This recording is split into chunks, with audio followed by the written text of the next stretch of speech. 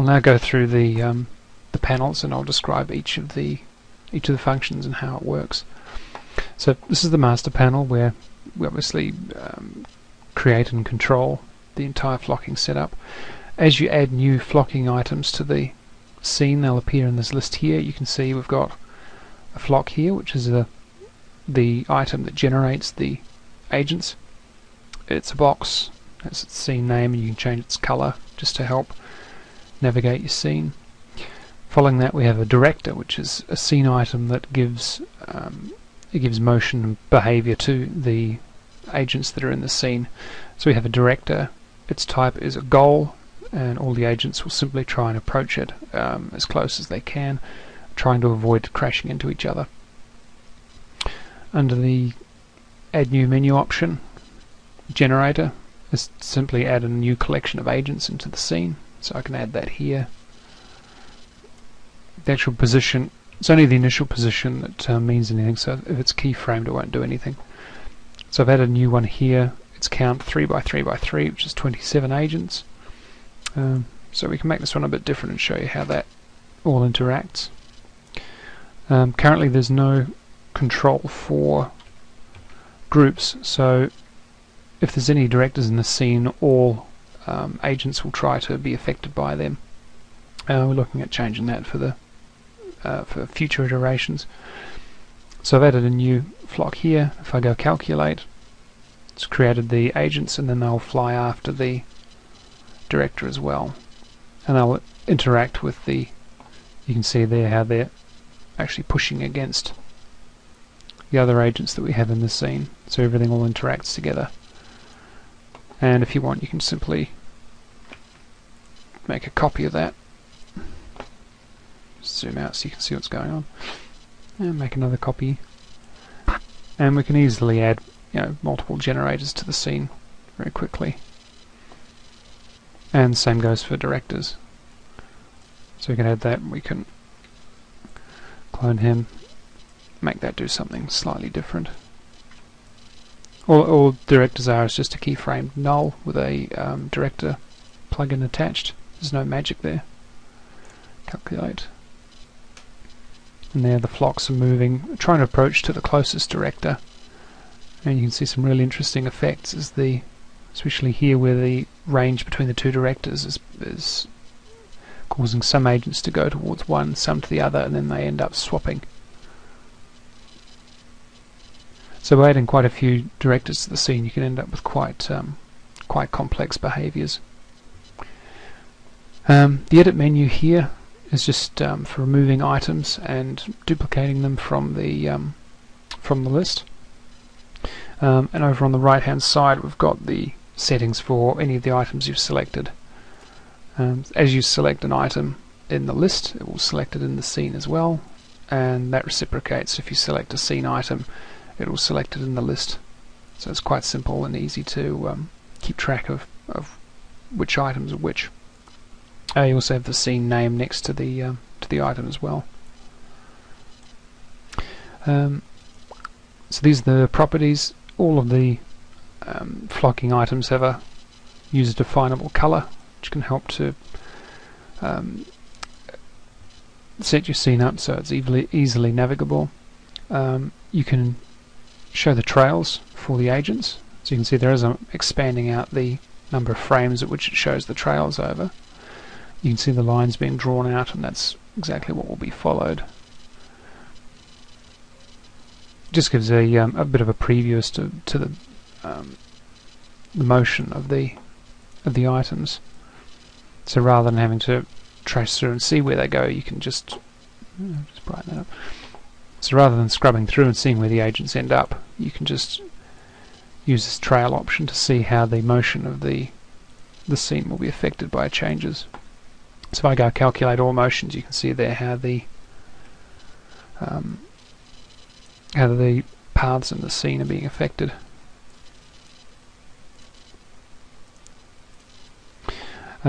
Show ranges turns basically with flocking agents, we specify a minimum range that we want them to interact with.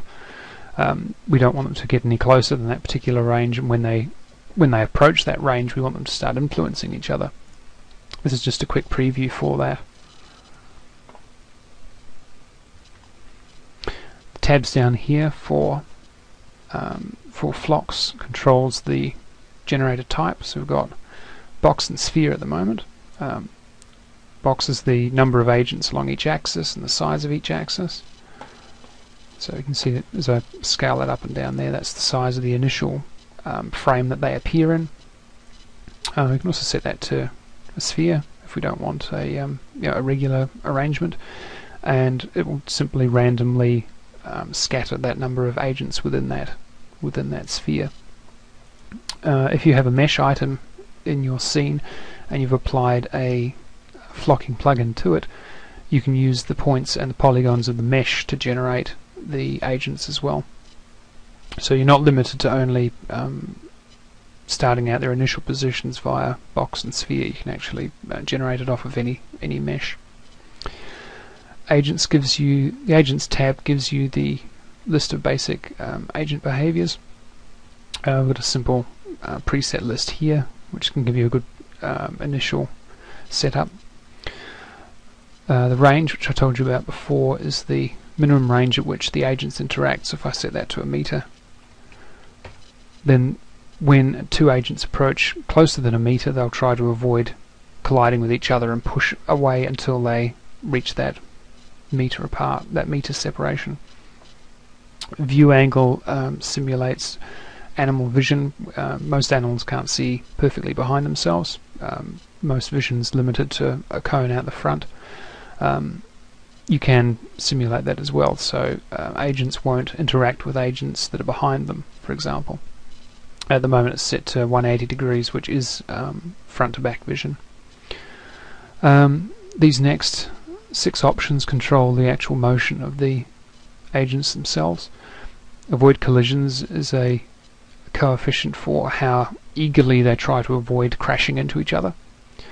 Cohesion is a coefficient for how eagerly they try to maintain this distance between themselves, not getting any closer, not getting any further away.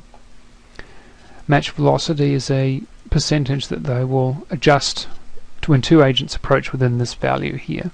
They'll attempt to adjust their velocities so that they're moving in much the same direction. Juggling this value can be quite useful for preventing collisions, because as two agents get closer together, their velocities will end up matching, so rather than colliding, they'll just end up moving in the average direction that either of them was. Acceleration is the rate at which the agents can speed up, slow down and turn around, and the minimum and maximum speeds are fairly self-explanatory. This last option down the bottom, lock to ground and the ground level. If you have a scene where you want agents to move over a terrain, you can use lock to ground and then apply texture to the ground level, and that will enable these agents to, instead of just floating around in space as they are here, you can actually lock them to a texture. So if you've used a height map to create your terrain, you can use the same height map here and get them locked onto that ground mesh. And the final tab is an option just to provide an initial velocity for the agents. Let's say, for example, if you're simulating missiles and you want them to take off at high speed in a particular direction and then turn around and track an object in the scene, you can apply an initial velocity here to do that. The use normals checkbox is if you're generating agents from a mesh item, you can use normals to define the direction that it's based off the polygon normal to define the direction that they start off. If we select a director here, we get a different set of options. We have the director type. Most of the time you'll probably use goals, deflects and paths. I'll explain what each of these does. A goal type director, very simply, it works like gravity with particle effects. It basically calls all of the agents in the scene towards itself continuously. the range is obviously the range at which it works over. If you set it to 0, then it will work across the entire scene. If it's higher than 0, then only agents that approach within that range will be affected by it. And the weighting is if two goal type directors are overlapping, you can use the weighting to control how eagerly the agents approach one or the other. And again, you can control the color for easy navigation here. A void director is the opposite of a goal. As an agent gets closer to an avoid director, it will actually be pushed away from it. So you can use these for helping direct the agents so that they don't crash into scene meshes in the scene. Again, range and weight here are applied the same way as the goal director is. Deflect type director is a little bit different. It's similar to avoid, but it basically just pushes agents sideways instead of pushing directly away from them. By that I mean if you have a deflect agent, a deflect director in the scene and an agent is flying directly towards it, the agent will be pushed sideways so it just skims past the deflector. But if you have an avoid director in the scene, then the agent will be continually pushed away from it even if it's heading straight towards, so it will exhibit some slowing down. But with a deflector there's no slowing down, it simply changes its path to miss. Again, you'd use this for making sure that items in your scene don't crash into meshes and things. Path director is a bit trickier, and I'll probably set up a new scene just to demonstrate that. So what we'll do is we'll clear everything out,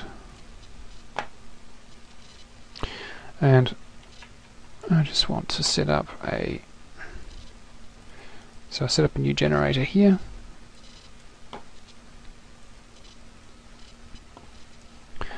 Path's one of the more interesting directors that we can apply to. I'll just apply a goal and then I'll turn it into a path afterwards. So I've got a path here. What you do is you keyframe out a motion path, and you can see as I'm keyframing that out, it's producing basically a tunnel behind it, and you can actually adjust the scale of that as well if you want. And what this will do is define a swept volume that the agents will try to maintain their position within. So as they fly through the scene, what they'll try and do is stay inside this shape here that we're defining. So I move that to the start of the path and hit calculate. Then as we scrub through, you can see all the agents are moving along that path. I'll just push that out a bit more and give them some more. Let's have a heap. There you go. So you can see they're clearly moving along that path. It's probably one of the easier ways of directing a series of agents to move through your scene. And you see they're following up and down there nicely. You can use goals to simply pull them through the scene, but using a path is probably a more accurate way of doing it.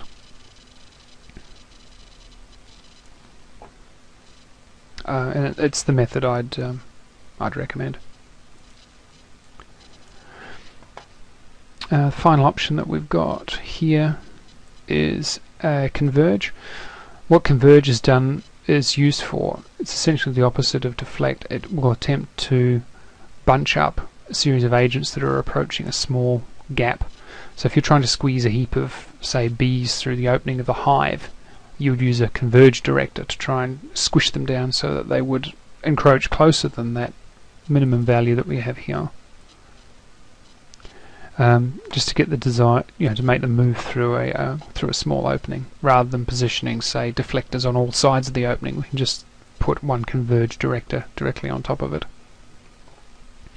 The final tab that we have here is the cache. A cache is created when you push the calculate all motions button. avoid having to obviously recalculate the agent positions each time. You can recalculate that each time you load the scene up, or you can use the cache options here to save that out to a file. Now, although you can add new flocking items through the master control panel, you can add them by hand, essentially, if you wish. So if I add a new null here, call it flock item, bring up the custom objects list, you can add flock directors and flock generators from here. And if you double click, you get exactly the same options here. Perhaps you don't need the master panel open, you can just work on a single director at a time. It's flexibility for the user. You can choose how you want to work with the system. And the same goes obviously for directors. You can just add a null and then add a director type to that. There is one plugin which can't be added through the master panel yet. That's the flock item motion plugin. We've done this to enable you to move a scene item through the scene using the flocking controller rather than simply applying instances. So by using a motion controller, you can make, say, lights, for example, move as though they were part of a flock. So if I go calculate here, you can see here now the light follows the path as well. So you could do, for example, a string of lights, well, quite easily. So you just turn them to point lights, and we could make copies of them.